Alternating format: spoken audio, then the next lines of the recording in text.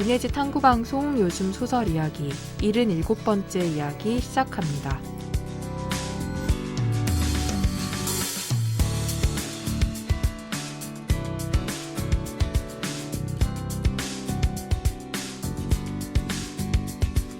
안녕하세요. 저는 해방촌에서 문학서점 고요서사 운영하고 있는 차경입니다. 네, 안녕하세요. 저는 KBS 1라디오에서 라디오 프로그램 제작하고 있는 이주영입니다. 네, 오늘은 저희 영어 제목이라 둘 다 긴장했어요. 그 지난 시간과 마찬가지로 자원과 모은 겨울오후에 실린 소설 한 편 저희 얘기해 볼 건데요. 나일선 작가의 단편 소설 From the Clouds to the Resistance를 이야기해 보겠습니다. 이게 네. 구름으로부터 저항까지 네. 이렇게 되나요? 네. 그런 오늘 소개해드릴 소설은 저희가 사실 많이 다루던 유형이라고 해야 되나?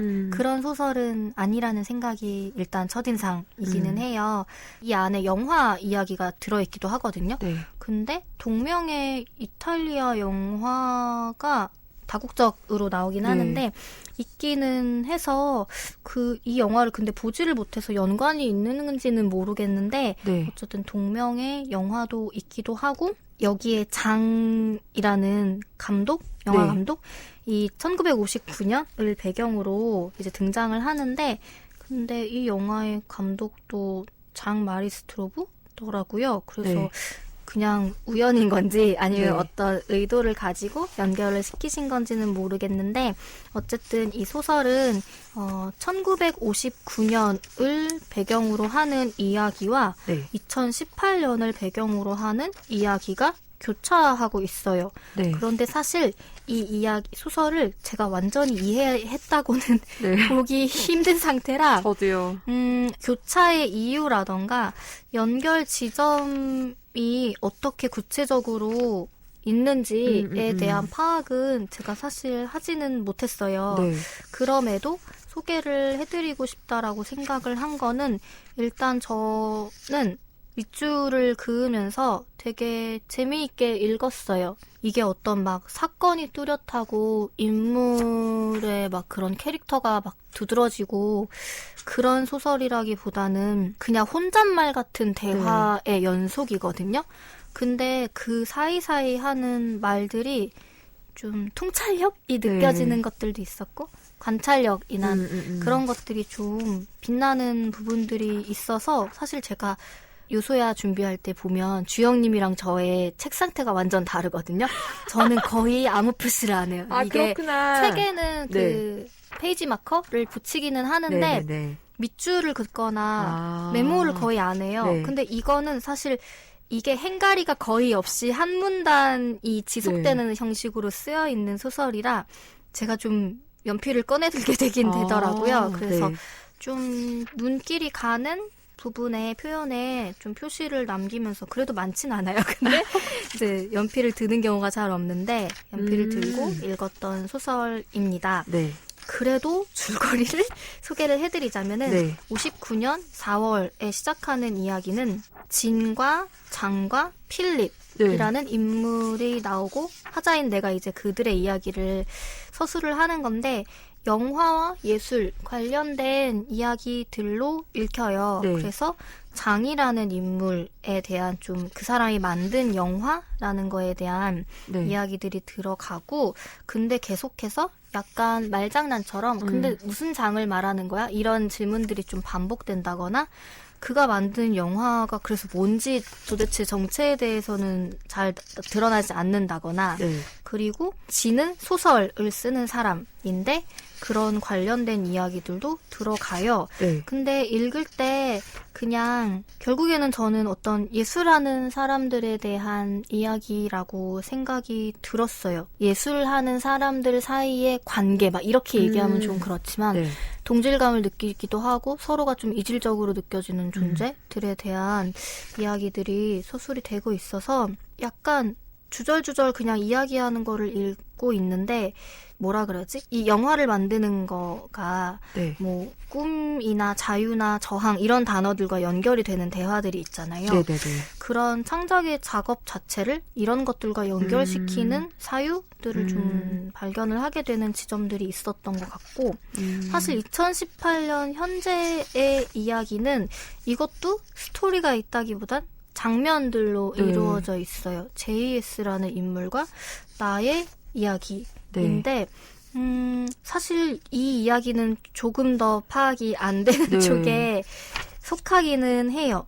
JS의 라는 인물과 나의 관계도 그러니까 뭔가 정이 내려지지 않는 관계? 네. 친구이기도 하고 전 처음에 연인인 네. 줄 알았는데 또 맞아요. 연인 같기도 하고 네. 그렇지만 어쨌든 자신과 중요한 인연으로 네.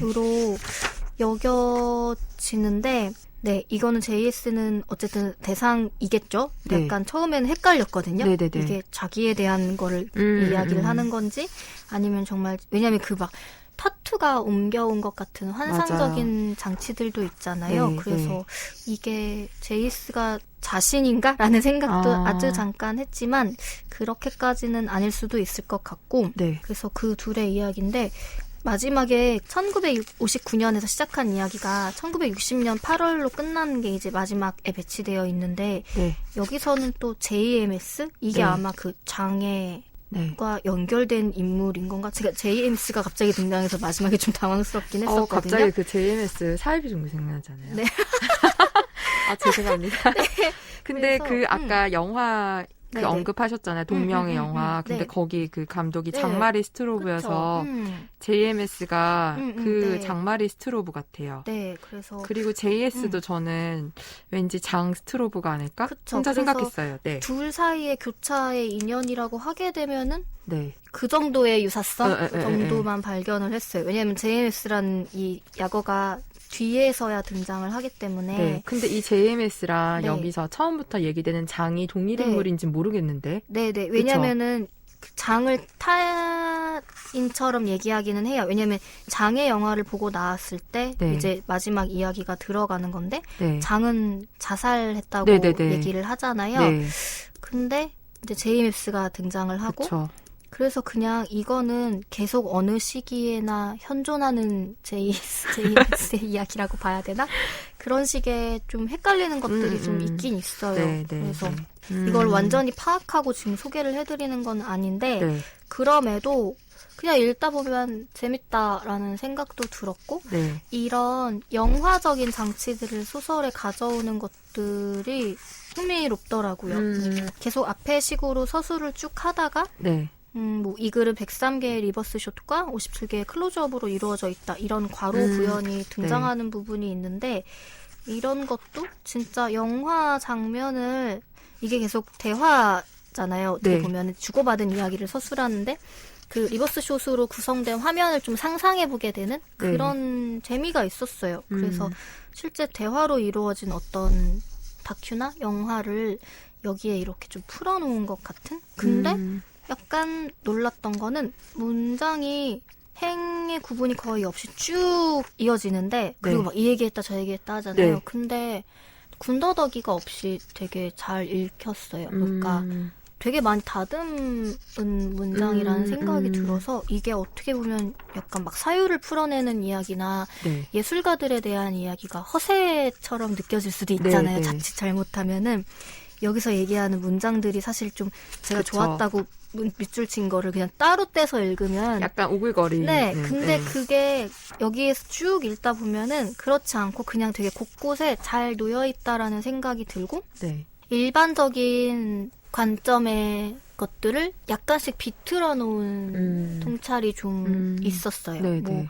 많이 볼수록 우린 좁아지는 거야 네, 같다라던가 뭐 이런 것도 좋았거든요. 뭐 그런 목격은 삶을 접히게 만든다. 아, 맞아요. 근데 그 문장 되게 네, 좋았어요. 삶이 접힌다라는 거에 대해서는 한 번도 이런 식으로 네. 생각을 해본 적이 없었어요. 뭐 이전의 삶과 이후의 삶이 달라 이런 거는 되게 많이 흔하게 네. 하는 문장이고 이 말을 표현하는 다른 방식들은 많이 봤거든요. 네, 네. 뭐 아무튼 여러 가지 비유들이 있잖아요. 근데 삶이 접혔다? 근데 이게 너무 정확하게 네, 좀 맞아요. 확 느껴지는 게 네. 있고 무언가를 잘 잃어버리는 이야기가 나오는데 네. 지영이 생각했는데 근데 네. 더는 잃어버리고 싶지 않아서 일기를 쓰는데 근데 그게 오히려 날 잃게 만드는 걸까? 약간 그런 말들이나 잃어버렸다는 건 그만큼 정직했다는 증거 아니야? 그러니까 무슨 말인지 모르겠지만 네네네. 그냥 이렇게 반짝하고 눈에 들어오는 것들이 좋았어요. 그리고 기존에 사람들이 흔하게 하는 말들을 네. 조금씩 다 이 작가가 비틀고 그거를 자기식대로 바로 잡는 느낌들이 좋았거든요. 뭐 윤리는 미래의 미학입니다. 이런 말도 네. 툭 놓여 있는데 이것도 뭔지 알 것 같은 윤리를 미학이라고 하는 것도 지금의 시대 감각일 수도 있겠다라는 생각도 들어서 그런 식으로 좀 저는 약간 전체를 파악했다기보다는 문장을 쫓아가면서 좀 제멋대로 네. 읽었는데 그런 식으로 혹시 여러분도 지금 듣고 계신 분들도 읽어보시면 자기만의 식으로 사유를 좀 뻗어나가는 재미를 느끼시지 않을까? 뭐 이런 거예요. 뭐 소문들이 너무 많아서 넌 아예 소문이 된 것 같았고 소문이 되기로 작정한 너 뭐 이런 얘기가 나오는데 네. 이런 것도 지금 이게 59년을 배경으로 한 파트에 나오는 대목이지만 그냥 지금의 이야기라고 생각을 충분히 할 수 있는 네. 그런 것들 그리고 좀 묘하게 장이라는 인물에 대해서 궁금해지기도 하고 네. 화자의 정체 같은 것들도 좀 네. 살짝 궁금하고 그래서 그런 1950년대 화자의 뭐 국적이라든지 네. 성별은 이런 걸 잘 모르겠어요. 연령이라든지. 네. 근데 그런 것들은 지워져 있는데 어떤 사유는 되게 명백한 느낌이라 이 안에서의 혼란을 크게 느끼진 않았어요. 네. 제가 이야기를 쫓아가지 못해서 혼란스러운 건 그냥 저의 그런 것이고 네. 부족함이고 이 소설 세계에는 이게 마지막에 질서라는 네. 이제 물음표가 달린 질서와 마침표가 달린 질서로 끝나는데 소설이 네. 그냥 이 안에서의 질서가 정립되어 있는 작가는 되게 명확하게 무언가를 구상했구나가 느껴져서 저한테는 제가 주영님한테도 얘기를 했는데 이런 식의 소설이 저한테는 약간 숙제 같거든요. 네. 그러니까 제가 이해를 못하는데 이게 취향의 문제가 아니라 이해를 못하기 때문에 제가 이런 거를 잘 안 읽으려고 하는 네. 것도 있는 것 같아서 근데 그럼에도 제가 접근해 볼 만한 정도의 흥미를 느꼈던 것 같아요. 어떻게 보면 이게 형식적으로 실험적이라고까지는 말하면 너무 오바일 수도 있겠지만 네. 형식적으로 좀 다른 소설인 거잖아요. 네. 우리가 흔히 읽는 단편 소설의 느낌이 아니라 그래서 그런 점들을 내가 너무 안 보려고 했던 것들이 있는데 나일선 작가의 이 소설은 반복해서 몇 번 더 읽어보면은 뭔가 좀 더 다른 생각들을 가질 수 있겠다라는 생각이 들었습니다. 네, 저도 이런 소설을 이해하는데 되게 턱없이 부족한 이해력을 갖고 있어서 저도 약간 좀 일단 좀 긴장하고 내가 과연 줄거리를 파악할 수 있을까라는 마음으로 읽게 되는데 앞에서 하신 말씀에서 조금 다른 이야기들만 하자면 저는 이제 1959년과 2018년이 교차되는데 네. 사실 2018년, 그러니까 JS와 나가 주로 나오는 그 얘기는 저한테 크게 흥미를 주진 못했어요. 근데 1959년의 이야기들이 네. 좀 저한테는 이게 사실은 아까 말씀하신 것처럼 줄거리를 따라갈 수 없진 않으나 그렇다고 해서 장면이 되게 명확하게 나오는 것은 아닌데 그럼에도 이상하게 약간 그 파리인 것 같은데 프랑스인 것 같은데 네. 그 1959년에 그 프랑스 파리의 도시와 그 사람들의 약간 느낌을 네. 읽으면서 충분히 좀 이렇게 그 분위기 안에 몸을 담글 수 있는 느낌이랄까? 네. 근데 그게 좀 신기했던 게 왜냐하면 뭐 예를 들면 그걸 주려면 묘사를 좀 정성들이 한다거나 네. 뭐 어쨌든 분위기를 만들 수 있는 뭔가가 있어야 되는데 그런 장치들이 없는데도 불구하고 거의 그리고 이 사람들이 나누는 대화에 네. 그 의존을 해서 있는데도 불구하고 그 느낌이 나서 네. 우리나라는 1959년이 정말 전쟁 직후여서 엄청난 폐허밖에 없었잖아요. 네. 근데 생각해보면 그 유럽의 1959년, 60년은 그래도 전쟁이 끝나고 어느 정도 재건이 된, 그러니까 다시 이렇게 뭔가를 영화도 찍고 뭔가를 좀 문화적인 것들을 누리려고 하는, 누릴 수 있는 약간 그런 기반의 도시 같은 그 풍경이 저한테 좀 그려지면서 그 시기의 사람들은, 예술가들은 어떤 이야기를 하고 살았을까? 그 시절의 사람들이 나누는 이야기들은 무엇일까? 그거에 제가 좀 빠져들어서 읽게 됐던 것 같고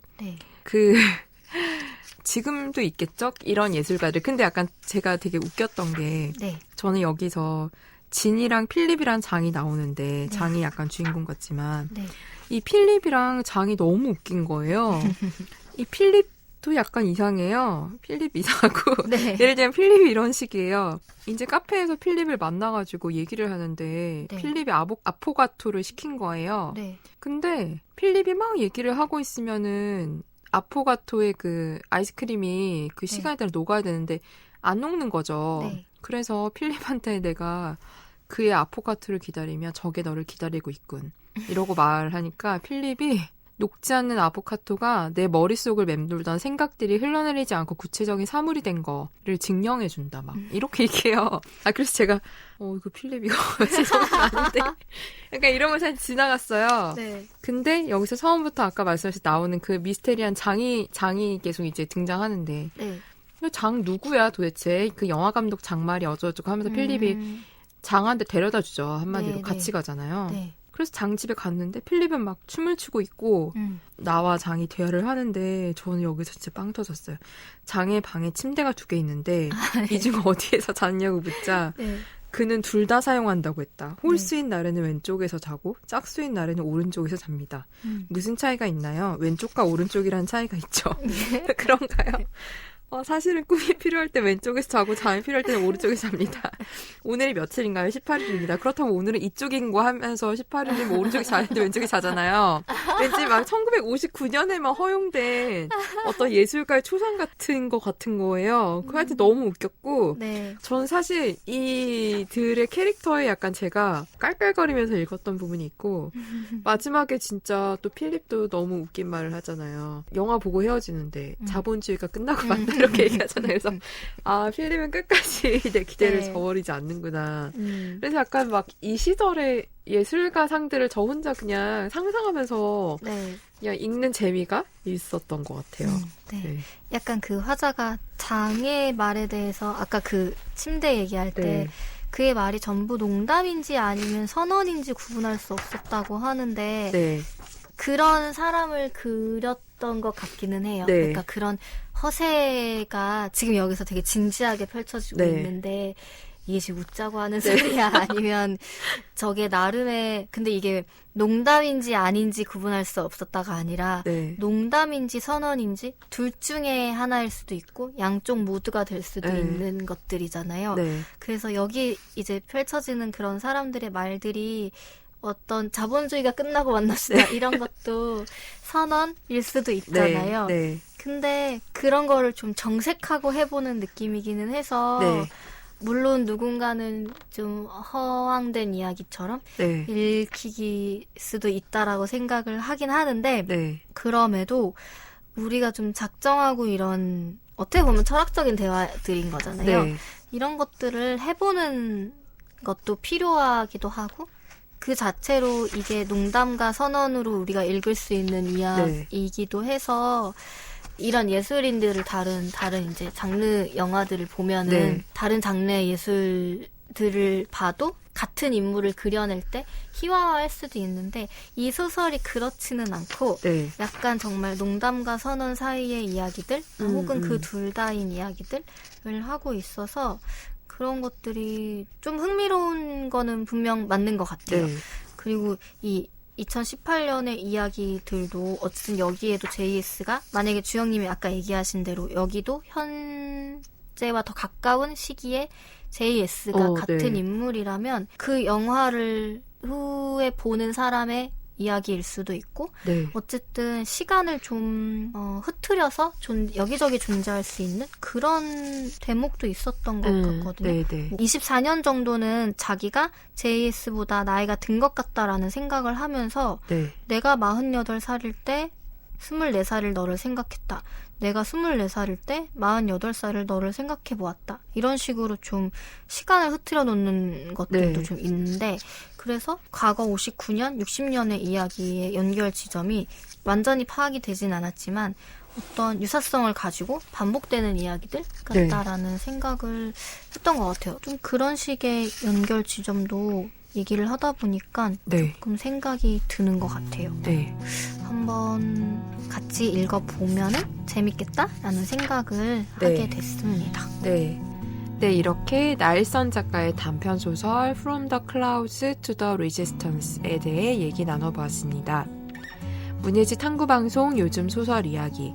다음 시간에는 자은과 모음 2020년 겨울호에 실린 윤성희 작가의 신작 단편을 소개하겠습니다. 나일선 단편 소설 From the Clouds to the Resistance의 일부를 경희님의 낭독으로 들으시면서 저희는 다음 시간에 인사드리겠습니다. 들어주셔서 고맙습니다.